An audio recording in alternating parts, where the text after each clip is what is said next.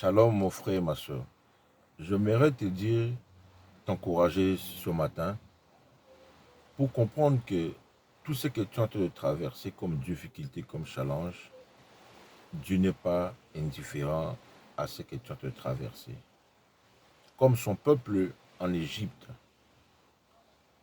a traversé des moments très difficiles entre le maître de Pharaon pendant 400 ans, mais il a pris seulement un seul jour pour que Dieu dise à Moïse que j'ai vu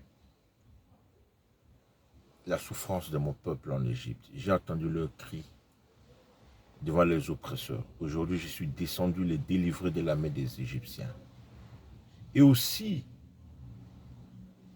Jésus avait reçu le message de la maladie de son ami Lazare. Mais il a pris encore 3 jours pour y arriver. Et lorsqu'il est arrivé, la Bible dit, et Jésus pleura. Mais il y a une chose qui m'a toujours réconforté dans ma vie.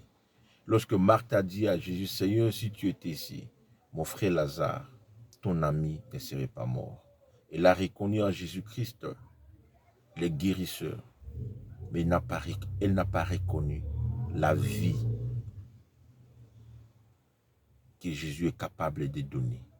La vie que Jésus est capable de donner dans ta finance, dans ton mariage, dans tout ce que tu es en train de traverser. Et Jésus lui dit, ne t'ai-je pas dit, si tu crois, tu verras la gloire de Dieu.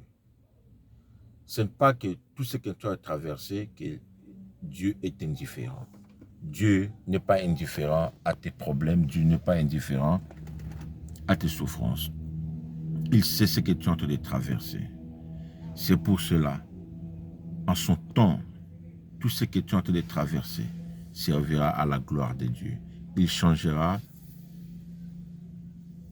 tes pleurs, tes larmes en chant d'allégresse. Je prie ce matin que le Seigneur visite tout et chacun de nous, tous ceux qui traversent des moments difficiles, que ça puisse être sur le plan financier, spirituel, moral, économique, professionnel, que le Seigneur le visite très fortement.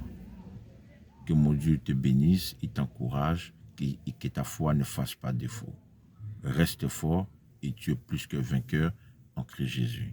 Votre humble serviteur, le révérend Thomas.